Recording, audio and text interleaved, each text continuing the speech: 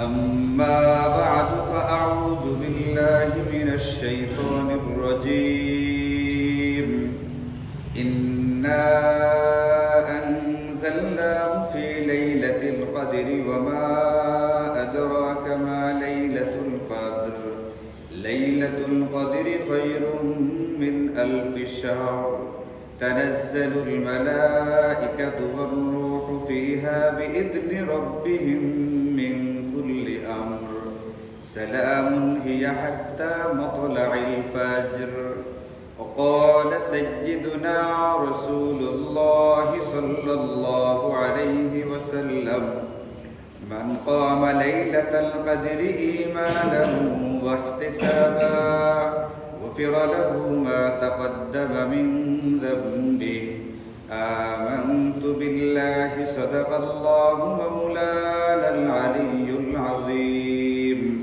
وصدق رسوله النبي الكريم ونحن على ذلك لمن الشاهدين والشاكرين والحمد لله رب العالمين اللهم صل على محمد وعلى آل محمد كما صليت على إبراهيم وعلى آل إبراهيم إنك حميد مجيد اللهم بارك على محمد وعلى آل محمد كما باركت على إبراهيم وعلى آل إبراهيم إنك حميد مجيد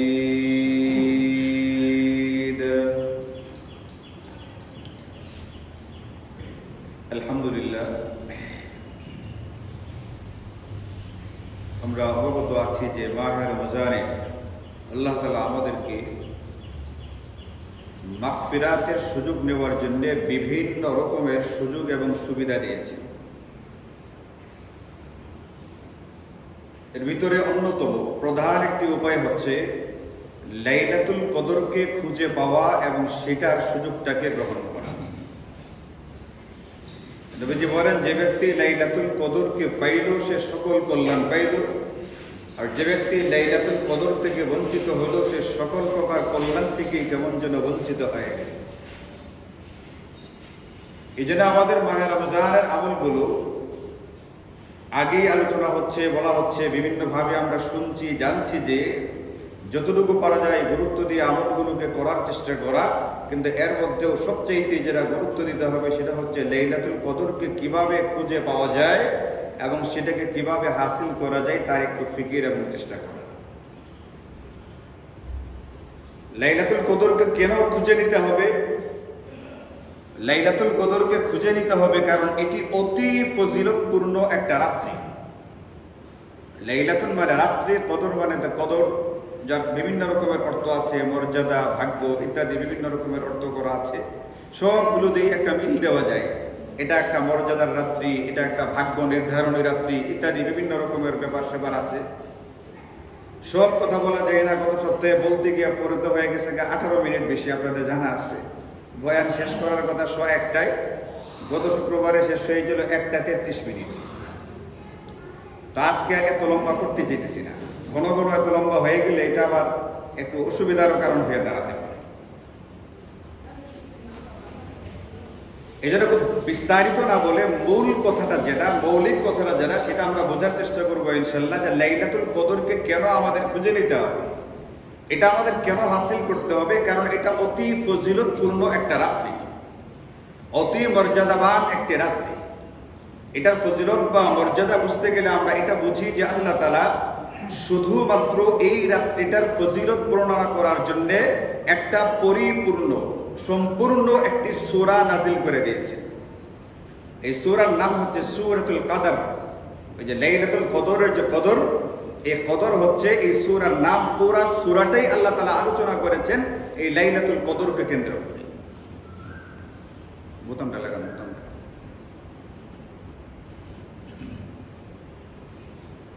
এক হাদিসের মধ্যে আছে, নবীজি বলেন যে একটা জামাত কোথাও যাচ্ছিল আর কি, কারোর সাথে দেখা করার জন্য। নবীজি বললেন, তোমরা তোমাদের ভাইদের সাথে মিলতে যাচ্ছ, এই জন্য তোমরা খুব পরিপাটি হয়ে গোছালো হয়ে তারপরে যাও। আর জুমার নামাজে মজমায় আসা, জুমার নামাজ পড়তে আসা, এটা খুব গুরুত্বপূর্ণ একটা ব্যাপার। এই জন্য জুমার দিনের জন্য গোসল করা, সুগন্ধি ব্যবহার করা, তেল ব্যবহার করা, পরিষ্কার কাপড় ব্যবহার করা, এইগুলোর জন্য ইসলামী শরিয়ার পক্ষ থেকে আলাদা সোয়াব লিখে দেওয়া আছে। এটা কোনো খামখেয়ালি করার মতো ব্যাপার না। এই জন্য বোতাম খোলা থাকতে পারবে না, বোতাম লাগানো থাকতে হবে।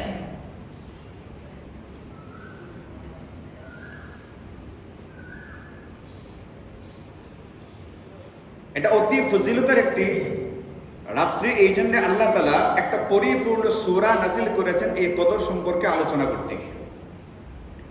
2 নম্বরের ফজিলত যদি বুঝতে যাই, তাহলে আল্লাহ তাআলা এই সূরার ভিতরে ইরশাদ করেন যে আমি কুরআনুল কারীমকে লৌহে মাহফুজ থেকে প্রথম আকাশে একবারে নাযিল করেছিলাম এই লাইলাতুল কদরের রাত্রিতে। গোটা কুরআনুল কারীম প্রথমে লৌহে মাহফুজ থেকে একবারে নাযিল করে দেওয়া হয়েছিল প্রথম আসমান পর্যন্ত। এরপরে প্রথম আসমান থেকে পর্যায়ক্রমে যখন যতটুকুর প্রয়োজন হয়েছে, যেমনটা প্রয়োজন হয়েছে, 23 বছরে আল্লাহ তাআলা পৃথিবীতে কুরআনুল কারীমকে নাযিল করেছে। কিন্তু একবারে নাযিল করা হয়েছিল এই লাইলাতুল কদরে লৌহে মাহফুজ থেকে প্রথম আসমানে।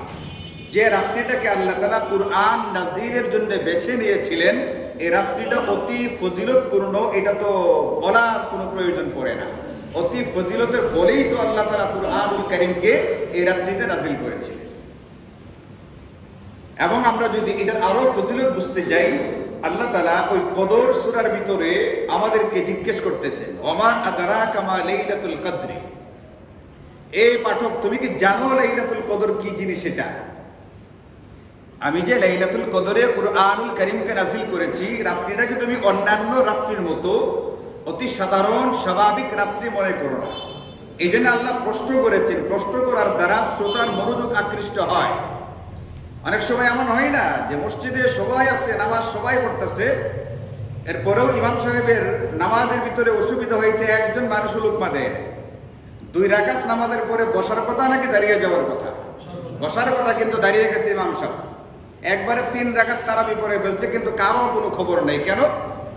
কারণ আমাদের লাশ বা বডিটা মসজিদে ছিল, একজনেরও মন মসজিদে ছিল না। তো অনেক সময় এমন হয়, নামাজেই যেখানে মন থাকে না, সেখানে মজবার ভিতরে বয়ান শুনতে গিয়ে মন থাকবে, নাও হতে পারে।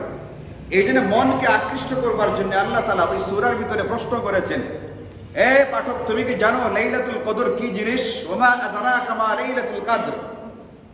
এখন আমি যখন আপনাকে প্রশ্ন করবো, এই যে ভাই আপনি বলেন এটা, তখন তো আপনি একটু হলেও আমার দিকে মনোযোগ দিবেন। এটা কি ব্যাপার, আমাকে কি বলতে চায় হুজুর? যেমন বললাম যে বোতামটা লাগান, বোতাম লাগানো হয়েছে।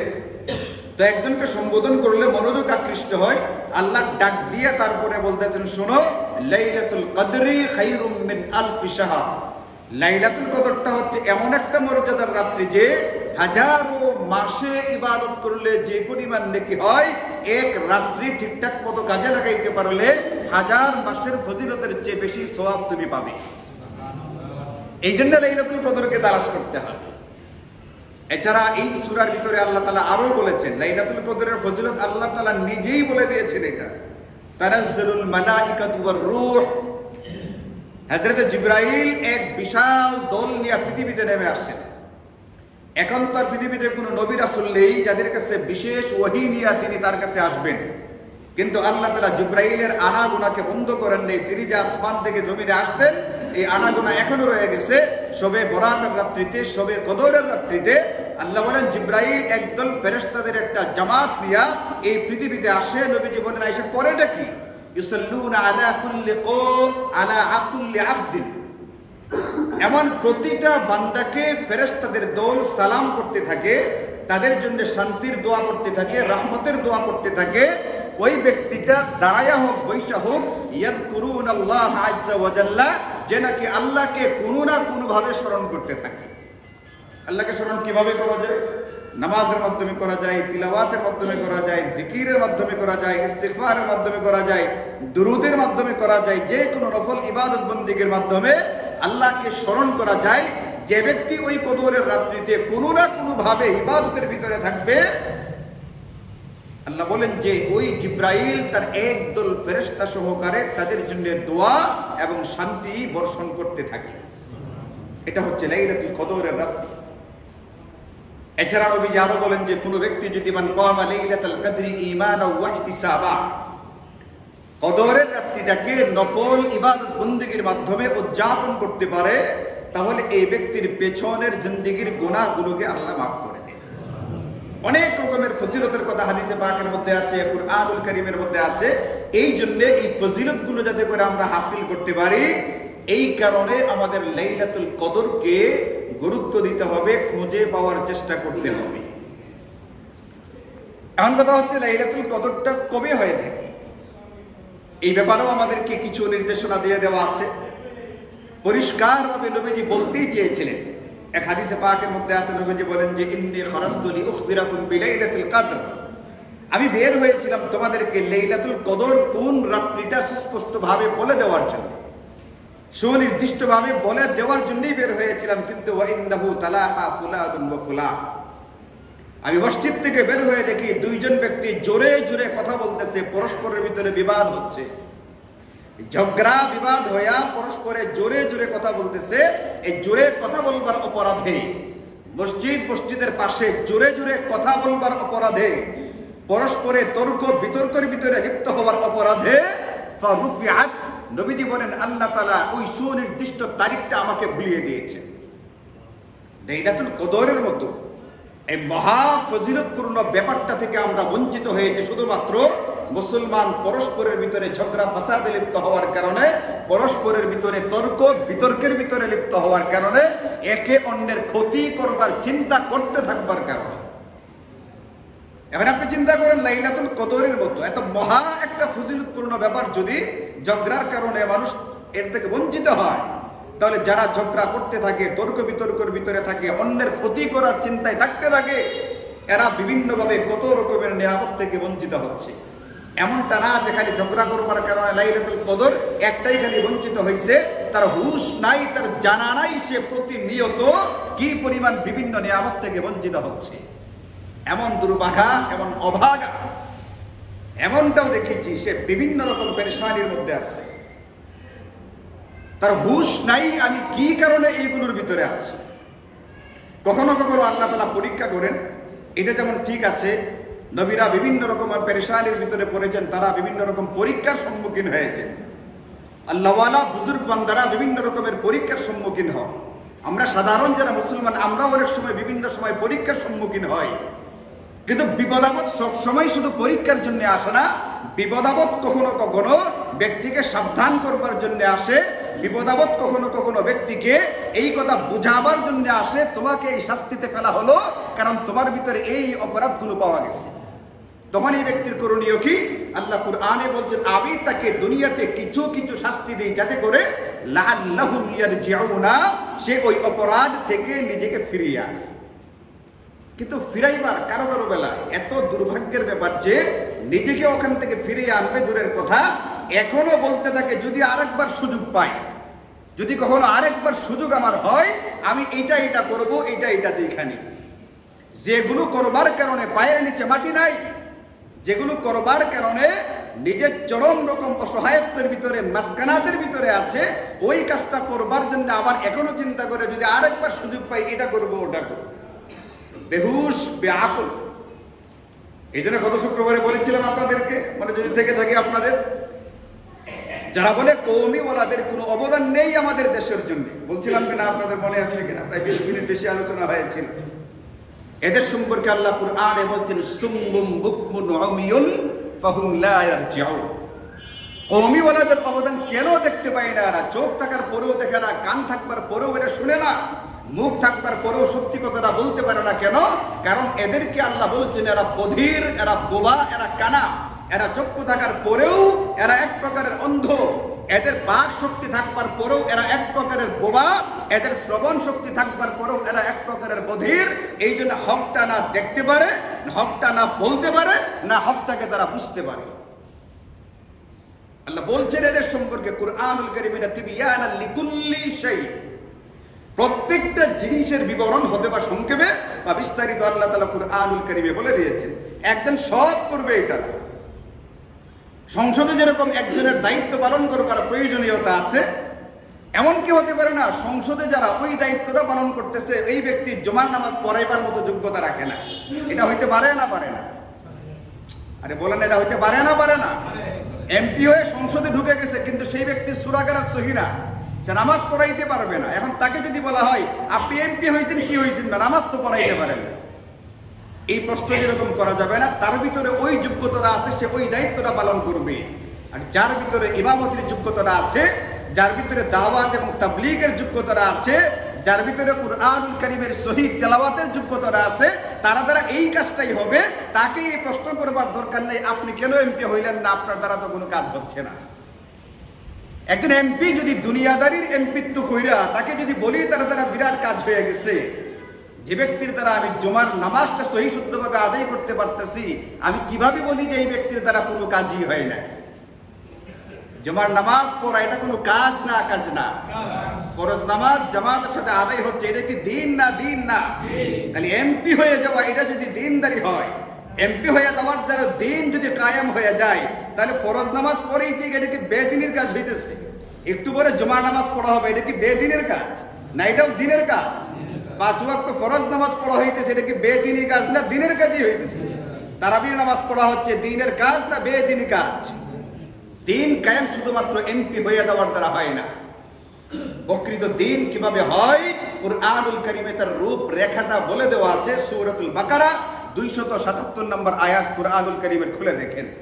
লাইসাল বিররা আন তুওয়াল্লু ওয়ুজুহাকুম কিবালাল মাশরিক ওয়াল মাগরিব। একদল এই কথা বলতো কিবলা পরিবর্তন হওয়ার পরে, যে এতদিন নামাজ পড়লাম মক্কা থেকে মদিনায় যাওয়ার পরে বাইতুল মুকাদ্দাসের দিকে ফিরে হিজরত করার পরে আল্লাহ তাআলা বাইতুল মুকাদ্দাসের কিবলা পরিবর্তন করে কিবলা বানায় দিয়েছেন বাইতুল্লাহকে। আমাদের কিবলা এখন কোনটা? বাইতুল্লাহ শরীফ। আর একদল চিৎকার করে বলে উঠছে, আহা এটা কোনটা হলো কারবারটা? বাইতুল মুকাদ্দাস বাদ দিয়ে বাইতুল্লাহর দিকে ফিরে গেছেন, দিনদারি তো কিচ্ছুই রইল না। আল্লাহ বলছেন, বিয়া শোনো, লাইসাল বিররা আন তুওয়াল্লু ওয়ুজুহাকুম কিবালাল মাশরিক ওয়াল মাগরিব। আরে বোকার দল, শুধুমাত্র পশ্চিমমুখী হয়ে যাওয়াটা, বাইতুল্লাহর দিকে মুখ ফিরে ফেলাটাই দিনদারি না। খালি ওই দিকে মুখটাকে ফিরাইলা দিনদার হয়ে গেলা, এইটাই বড় রকমের দিনদারি না। প্রকৃত দিনদারি হচ্ছে তোমার ভিতরে আল্লাহ পাকের হুকুমগুলো ঠিকঠাক মতো আছে কিনা। কাজে বর্তমান জামানার মুসলমানেরা শোনো, শুধুমাত্র এমপি হয়ে যাওয়াটাই দিনদারি না। এমপি হয়ে গেলেই সে বড় দিনদার হয়ে গেছে, এটাও বুঝবার কোনো সুবিধা নাই। বাইতুল্লাহর দিকে ফেরার কারণে যদি দিনদার না হয়, শুধু এমপি হয়ে গেলে একটা মানুষ দিনদার হয়ে গেছে, এটা কিভাবে বলা হবে? প্রকৃত দিনদারি আছে কিনা তার ভিতরে, আছে কিনা আল্লাহ পাকের বিধিবিধানগুলোর বাস্তবায়ন, আছে কিনা নবীজির সুন্নাহ এর অনুসরণ, এইগুলো যদি থেকে থাকে পরে হচ্ছে দিন। এইভাবে দিন কায়েম হয় আগের নিজের ব্যক্তিগত অবস্থা থেকে। আমার নিজের ব্যক্তির ভিতরেই দিন নাই, আমি চাইতেছি পুরো একটা আসনের ভিতরে দিন কায়েম করে ফেলবো, পুরা দেশের ভিতরে আমি দিন কায়েম করে ফেলবো। এত সোজা এটা বললেই হবে? একজন ব্যক্তি কখন এত বড় দায়িত্ব নিতে পারে যে একটা আসনের পুরা দিন সে পালন করবে, পুরা দিনদারি কায়েম করবে? এটার জন্য সবার আগে নিজের ব্যক্তি জিন্দেগিতে দিন আছে কিনা, নিজের পরিবারের ভিতরে দিনদারি আছে কিনা, এটা তো আগে দেখা দরকার। যে ব্যক্তি পারে না নিজের মধ্যে দিন কায়েম করতে, যে ব্যক্তি পারে না নিজের পরিবারের মধ্যে দিন কায়েম করতে, যে ব্যক্তি পারে না নিজের অধীনস্থ লোকদের ভিতরে দিন কায়েম করতে, সে রাষ্ট্রে দিন কায়েম করে ফেলবে। এটা অনেক দূরের একটা আশা শুধুমাত্র। এই জন্য মেরে ভাই, ঝগড়া ফাসাদ তর্ক বিতর্ক আরেকবার সুযোগ পেলে দেখে নিব, এইগুলো দুর্ভাগ্যের কথা, এইগুলো দুর্ভাগ্যের নিদর্শন। নবীজি বলছেন, আমি বের হয়েছিলাম তোমাদেরকে লাইলাতুল কদরটাকে বলে দেওয়ার জন্য, তোমরা তোমাদের কারণে লাইলাতুল কদরকে সুনির্দিষ্ট তারিখটা যেটা ওরা সহকারে হারায় ফেলছো, এখন তোমাদের কাজ হচ্ছে তালাশ করে নিতে হবে। লাইলাতুল কদর আছে দুনিয়াতে, কিন্তু তোমাদের এখন তালাশ করে নিতে হবে। কবে হতে পারে? বুখারী শরীফের হাদিসের বাকের ভিতরে নবীজি বলেন, তাহাররাউ লাইলাতুল কদরে ফিল বিত্রি মিনাল আশরিল আওয়াখির মিন রমাদান। লাইলাতুল কদর রমজানই হয়, এটা মোটামুটি কোরআন দ্বারাই প্রমাণিত। লাইলাতুল কদরটা রমজানের বাহিরে না, রমজানের ভিতরে হবে। আর রমজানের ভিতরে যে হবে কোন দিন হতে পারে, প্রবল সম্ভাবনা যেটা হবে সেটা আমাদের জন্য সহজ করতে গিয়া নবীজি বলে দিয়েছেন, তোমরা রমজানের শেষ দশকের বেজুর রাত্রিগুলোকে কাজে লাগাও। বেজোর রাত্রিগুলোর ভিতরে শবে কদর থেকে থাকে, ওখান থেকে তোমরা খুঁজে নাও কোন দিন শবে কদর হচ্ছে। এটা হতে পারে 20 তারিখ দিবাগত রাত্রি, যেটা 21 তারিখ রাত্রি, 23 তারিখ রাত্রি, 25 তারিখ রাত্রি রমজানে, 27 এবং 29 তারিখ রাত্রি, এইগুলোর যে কোনো একটা হতে পারে। বহু মতামত আছে এই ব্যাপারে, অন্যান্য উলামায়ে কেরাম বলছেন না বেজুর না, যে কোনো রাত্রিতেও হতে পারে বা গোটা রমজানের যে কোনো দিন হতে পারে। আমরা যদি সহজ করতে চাই, নবীদের পরামর্শটা নিয়ে এতটুকু যদি করি যে রমজানের শেষ দশকের ভিতরে লাইলাতুল কদর হবে, এখান থেকে আমাদের খুঁজে বের করে নিতে হবে, তালাশ করতে হবে। বিশেষ করে বেজুর রাত্রিগুলোকে কোনোভাবেই গাফিলতির সাথে পার করবার সুযোগ নেই। তাহলে আমরা মোটামুটি এতটুকু পেয়ে গেছি, শবে কদরটা কখন হবে, লাইলাতুল কদরটা কবে হবে, হবে রমজান মাসে, বেশি সম্ভাবনা রমজানের শেষ দশকে। আরও যদি বিশেষ করে বলতে যাই তাহলে সেটা হবে রমজানের শেষ দশকের বেজুর রাত্রিগুলোর ভিতরে। এখন 27 তারিখে কেন ভিড় হয় আমাদের মসজিদগুলোতে? হাদিসে পাকের মধ্যে, কোনো হাদিসে পাকের মধ্যে 27 তারিখের কথাটা উল্লেখ আছে। এখন 27 তারিখের কথা উল্লেখ আছে, আবার এই হাদিসে পাকের ভিতরে বেজর রাত্রিগুলোর কথা উল্লেখ আছে। ব্যাপার হচ্ছে প্রতি বছর একই রাত্রিতে লাইলাতুল কদর হয় না। কোনো বছর 21, কোনো বছর 23, কোনো বছর 25, কোনো বছর 27, কোনো বছরে গিয়া 29 ঘন্টা হতে পারে। তো হতে পারে 27 তারিখ সম্বলিত যে হাদিসগুলো আছে, নবীজি যে বছরে হাদিসগুলো আলোচনা করেছেন ওই বছরের একটা প্রবল সম্ভাবনা ছিল 27 তারিখ রাত্রিতে, এই কারণে ওই বছর 27টা নবীজি উল্লেখ করেছেন। অথবা এটাও হতে পারে 27টা বেশি বেশি হয়ে থাকে, এই জন্য আমরা 27 তারিখ থেকে গুরুত্ব দেব। গুরুত্ব না দেওয়ার কোনো কারণ নেই, কিন্তু শুধুমাত্র 27কে ধরে বসে থাকবার সুযোগ নাই। 27-এর পাশাপাশি অন্যান্য বেজের রাত্রিগুলো, আর যদি পারা যায় শেষ দশকের সবগুলো রাত্রির ভিতরে আমাদের শবে কদরকে খুঁজে নিতে হবে। এই সুযোগটাকে গ্রহণ করতে হবে, কোনোভাবেই হেলাফেলা করে এটাকে হারাবার চেষ্টা করা যাবে না। এইভাবে আমরা শেষ দশকে শবে কদর তালাশ করতে পারি। এখন তালাশ করতে গিয়া যদি কেউ সহজে খুঁজে না পায় তাহলে কি করবে, কিভাবে আমি অতি সহজে এটাকে পেয়ে যেতে পারি, এটার জন্যও ইসলামী শরিয়া আমাদেরকে কতগুলো পদ্ধতি বলে দিয়েছে কিভাবে শবে কদর হাসিল হতে পারে। এটার জন্য 1 নম্বর সবচেয়ে যে একবারে নিখুঁত যে পদ্ধতিটা, যেটা মিস হওয়ার কোনো চান্স নাই, এই পদ্ধতিটা হচ্ছে ইসলামী শরীয়ত বলছে শবে কদরটাকে ঠিকঠাক মতো পাওয়ার জন্য অন্য একটা আমল দেওয়া হয়েছে। রমজানের শেষ দশকে পুরুষেরা জামে মসজিদে এতেকাফে বসে যাও, আর মেয়েদের জন্য যাদের সুবিধা আছে ঘরের ভিতরে কোনো একটা কামরায় এতেকাফে বসে পড়ো। এখন যদি কোনো পুরুষ মসজিদে এতেকাফে বসে, যদি কোনো নারী বাড়িতে কোনো একটা বিশেষ কামরাতে ব্যবস্থা করে নিয়া অথবা নিজের কামরাতেই এতেকাফে বসে পড়ে, তাহলে এটা প্রায় শতভাগ নিশ্চিত এই ব্যক্তিরা যদি ঘুমিয়েও থাকে তারপরও সে এতেকাফ কারোর কারণে শবে কদরকে সে পেয়ে যাবে। কারণ আমরা আগেই হাদিসটা করতে পড়েছি এটা, যে নবীজি বলছেন তোমরা যারা জিকিরের মাধ্যমে যারা আল্লাহকে স্মরণ করবে তাদেরকে ফেরেশতারা জিবরাইলের নেতৃত্বে সালাম করতে থাকে, শান্তি বর্ষণ করতে থাকে। এই জিকিরটা কিভাবে হবে আমরা আগেই বলেছি, বিভিন্নভাবে হতে পারে, যে কোনো ইবাদত বন্দিগির মাধ্যমে এটা স্মরণ করা হতে পারে। তো ইতিকাফ এটাও একটা আল্লাহকে স্মরণ করার মাধ্যম। যে ব্যক্তি 10 দিনের জন্য নিজের গড় ছেড়ে দিয়া, নিজের টয়লেট ছেড়ে দিয়া, নিজের বিবি বাচ্চাকে ছেড়ে দিয়া, টয়লেটের কথা বললে হাসবেন না, অনেক আছে নিজের টয়লেট ছাড়া অন্যদের টয়লেট করতে পারে, এরকম আছে না, নিজের বাথরুম ছাড়া অন্য জায়গায় বাথরুম করতে পারে না, এমন বহু মানুষ আছে।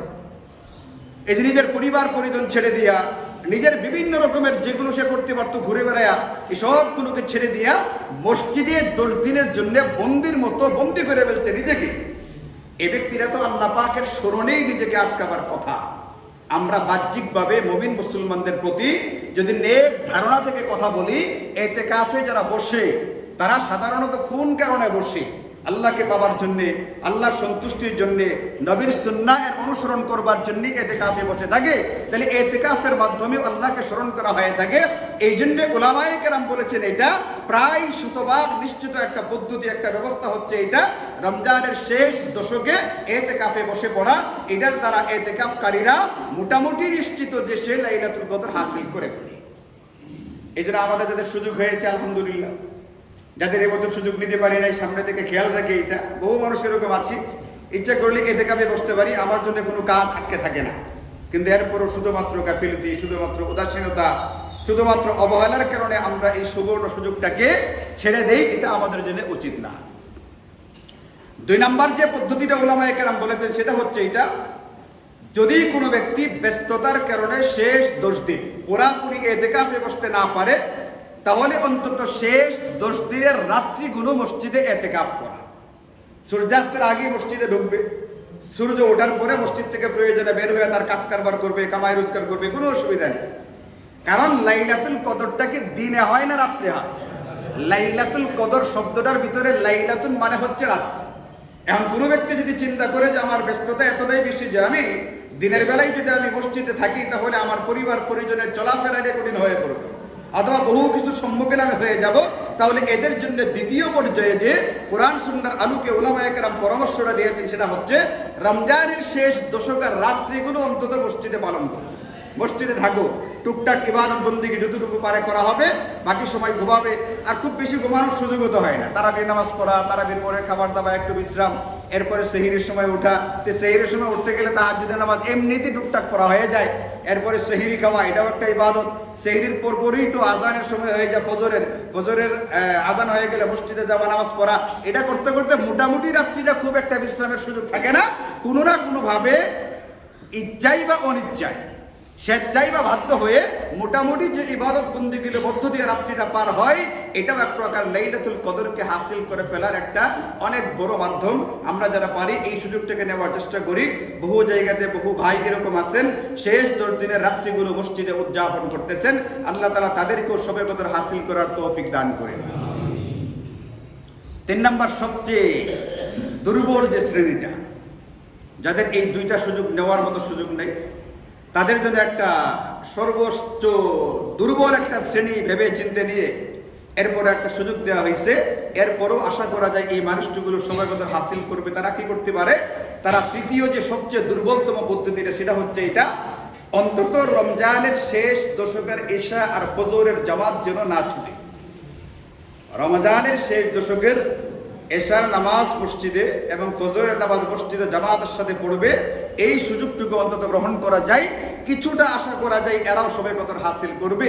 কিন্তু যদি কোনো ব্যক্তি এই সুযোগটাও নিতে না পারে, এটা তার দুর্ভাগ্যের ব্যাপার, এটা তার অভাগ্যের একটা লক্ষণ, এটা তার জন্য একটা বিরাট সুযোগ হাত ছাড়া ইচ্ছাকৃতভাবে করে দেওয়ার একটা লক্ষণ। এখন আমরা যদি চাই নিজেকে একবারে দুর্ভাগ্যের কাতারে নিয়ে না যেতে, তাহলে আমাদেরকে গুরুত্ব দিয়া, ইতোমধ্যে কিন্তু বেজুর 2টা রাত্রি চলে গেছে। গত শুক্রবার আলোচনা লম্বা হয়ে গেছে, শেষের দিকে একটু আলোচনা করার ইচ্ছা ছিল, এটা নিয়ে আলোচনা লম্বা হয়ে যাওয়ার কারণে আর করা হয়নি। 2টা রাত্রি ইতিমধ্যে পার হয়ে গেছে। বেজুর রাত্রি সামনে আর 3টা আছে, আর সব মিলে চিন্তা করলে আর 3টা রাত্রি সামনে, 6টা রাত্রি আছে। আর যদি 29 হয় তাহলে মাত্র আর 5টা রাত্রি আছে। এই জন্য এই রাত্রিগুলো আমরা ইনশাল্লাহ ইশা এবং ফজর অতি অবশ্যই জামাতের সাথে আদায় করার চেষ্টা করি। এই 3টা পদ্ধতিতে আমরা শবে কদরকে হাসিল করার সুযোগটাকে নিয়ে নিতে পারি। আল্লাহ তাআলা আমাদেরকে তৌফিক দান করে। যদি শবে কদর পেয়ে যায়, যারা এই 3 প্রকারের পদ্ধতির মাধ্যমে কোনোভাবে শবে কদরকে হাসিলের চেষ্টা করবে, তারা কি করবে শবে কদরের রাত্রিতে? নবীজি সাল্লাল্লাহু আলাইহি ওয়াসাল্লাম হাদিসে পাকের মধ্যে পরিষ্কার বলে দিয়েছেন, মান কামা লাইলাতাল কদরি ঈমানান ওয়া ইহতিসাবা, যে কোন নফল ইবাদত বন্দেগীর মাধ্যমে তুমি রাত্রিটাকে পার করো। যার যার সাধ্য অনুযায়ী, সামর্থ্য অনুযায়ী, নিজেদের মতো করে শরীয়তের নির্ধারিত যে সাধারণ পদ্ধতিগুলো আছে নামাজের, এই পদ্ধতিতে যার যার মতো করে যতটুকু পারে নফল ইবাদত বন্দেগী বেশি বেশি করার চেষ্টা করবে। এটা নবীজির পক্ষ থেকে স্বেচ্ছায় স্বতঃস্ফূর্তভাবে আমাদেরকে দিয়েছেন নবীজি এই পরামর্শ। 2 নম্বর আরেকটা আমলের পরামর্শ নবীজির কাছ থেকে চেয়ে নেওয়া হয়েছে। আম্মা জান হযরত আয়েশা রাদিয়াল্লাহু আনহা রাসূল করিম সাল্লাল্লাহু আলাইহি ওয়াসাল্লামকে জিজ্ঞেস করেন, আরাইতা ইয়া রাসূলুল্লাহ ইন আলিমতু আইয়ু লাইলাতিন লাইলাতুল কদর মাযা আকুলু ফিহা। ইয়া রাসূলুল্লাহ, আমি যদি বুঝতে পারি যে আজকের রাত্রিটা শবে কদরের রাত্রি, অথবা সবগুলো রাত্রি কাজে লাগাইতে কি আর শবে কদর হিসাবে হাসিল করার জন্য যদি আমি কোনো কিছু করতে চাই, কোনো কিছু বলতে চাই, আমার কি আমল করা উচিত? নবীজি বললেন যে কুলি আল্লাহুম্মা ইন্নাকা আফুউন তুহিব্বুল আফওয়া ফাআফু আন্না। ও আল্লাহ, আপনি বড় ক্ষমাশীল, আপনি ক্ষমা করাকে পছন্দ করেন, কাজে আপনি আমাকে ক্ষমা করেন। রমজানের যে মূল মাকসাদ সেটাই হচ্ছে এটা, কোনো না কোনো ভাবে আমাদেরকে রমজানের কোনো না কোনো আমল দিয়া মাগফিরাতটা নিয়ে নিতে হবে। রমজান পাইল, বিভিন্ন রকমের মাগফিরাত নেওয়ার জন্য সুযোগ দেওয়া হইল, এরপরও মাগফিরাত হাসিল করতে পারলো না, মানে হচ্ছে জিব্রাইল আমিনের বদদুয়া, নবীজির সেখানে সমর্থন, এই দুই দোয়ার কারণে এই ব্যক্তি নিশ্চিত এক প্রকারের ধ্বংসের মুখে পতিত হবে। এই জন্য নবীজি শিখাইছেন এই দোয়া বেশি বেশি পড়বা। আল্লাহুম্মা ইন্নাকা আফুউন তুহিব্বুল আফওয়া ফাআফু আন্না। 3 নাম্বার, যেহেতু আমরা আগেই বলেছি কুরআনুল কারীম নাজিল হয়েছে লাউহে মাহফুজ থেকে প্রথম আকাশে লাইলাতুল কদরের রাত্রিতে, কাজেই লাইলাতুল কদরের সাথে কুরআনুল কারীমের একটা অঙ্গাঙ্গী সম্পর্ক আছে। এই জন্য আমাদেরকে ওই রাত্রিটাতে কুরআনুল কারীমের তেলাওয়াত বেশি বেশি করতে হবে। যে যতটুকু পারি কুরআনুল কারীমের তেলাওয়াত করি। যারা তারাবির নামাজ জামাতের সাথে পড়ি, এখানে তেলাওয়াত হচ্ছে, তেলাওয়াত শোনা হচ্ছে, এখানে একটা তেলাওয়াতের অংশ আমরা নিয়ে নিচ্ছি। এরপরও ব্যক্তিগতভাবে সূরাতুল ওয়াকিয়া, সূরাতুল মুলক যারা তেলাওয়াত করে তাদের দ্বারাও একটা তেলাওয়াত হয়ে যাচ্ছে। যারা মাগরিবের নামাজের পরে 3 কুলের আমল করে, যারা 5 ওয়াক্ত নামাজের পরে আয়াতুল কুরসির আমলগুলো করে, এটার মধ্য দিয়েও কিন্তু তারা কিছুটা তেলাওয়াতের অংশ নিয়ে নিচ্ছে। এর বাহিরেও যদি যে যতটুকু পারে সর্বোচ্চ চেষ্টা করবে কুরআনুল কারীমের তেলাওয়াত করবার জন্য। এছাড়া জিকির, আজকার, তাসবিহ, তাহলিল যে যতটুকু পারে করবে। আলাদা বিশেষ কোনো ইবাদত বন্দেগী এই রাত্রির জন্য নেই। নফল ইবাদতগুলি যার যার মতো করে বেশি করার চেষ্টা করবে। এবং রমজানের প্রথম দিককার যে হাদিসটা নবীজি বলেছিলেন রমজানের 2-1 দিন আগে, এটার ভিতরে এটাও ছিল তোমরা গোটা রমজানের ভিতরে 4টা কাজ বেশি করবে। এই আলোচনা আমি আপনাদেরকে প্রথম শুক্রবারে করেছি। একটা হচ্ছে লা ইলাহা ইল্লাল্লাহ, এটা জব্বা বেশি বেশি করে। 2 নাম্বার ইস্তিগফার বেশি বেশি করে পড়বে, আস্তাগফিরুল্লাহ আস্তাগফিরুল্লাহ। এবং 3 নাম্বার আল্লাহ পাকের কাছে জান্নাত কামনা করবে। এবং 4 নাম্বার আল্লাহ পাকের কাছে জাহান্নাম থেকে মুক্তি নিয়ে নিবে। রমজানের শেষ দশক অগণিত ব্যক্তিকে আল্লাহ তাআলা জাহান্নাম থেকে মুক্তি দিয়ে থাকেন। এই জন্য আমি জীবিত থাকতে থাকতে আমি আমার মুক্তির যে সনদটা, ফ্যামিলি কার্ডের জন্য দৌড়দৌড়ি হইতেছে না, ইমাম মুয়াজ্জিনদের সম্মানী পাওয়ার জন্য দৌড়দৌড়ি হইতেছে না, বয়স্ক ভাতার কার্ড নেওয়ার জন্য দৌড়দৌড়ি হয় না, হয় না, টিসিবির পণ্য তো মাগনা দেয়, মাগনা নেওয়ার জন্য দৌড়দৌড়ি হয় না, হয় না। এরকম করে মাগনা দেয় নাকি টিসিবির পণ্য? মাগনা দিতে না, দামটা একটু কমায় দেয়। এরপরেও দৌড়াদৌড়ি হয় না, হয় না। এইগুলোর জন্য যেহেতু দৌড়াদৌড়ি করি, আমি আমার জাহান্নাম থেকে মুক্তির সনদটা পাওয়ার জন্য একটু দৌড়াদৌড়ির চেষ্টা তদবির করি। এটা প্রত্যেকের নিজের দায়িত্বে। রমজানের শেষ দশকে অসংখ্য জাহান্নাম থেকে মুক্তির কার্ড আল্লাহ পাকের পক্ষ থেকে বিতরণ করা হয়। ওই একটা কার্ড ওখান থেকে পাওয়ার জন্য নিজের চেষ্টাটা নিজে বেশি বেশি করার চেষ্টা করি। আল্লাহ তাআলা আমাদের সকলকে বুঝান এবং এইভাবে বাকি দিনগুলোকে পালন করবার, বিশেষ করে সকলকে সবে কদর হাসিল করবার তৌফিক দান করুন। ওয়া আখিরু দাওয়ানা আলহামদুলিল্লাহি রাব্বিল আলামিন।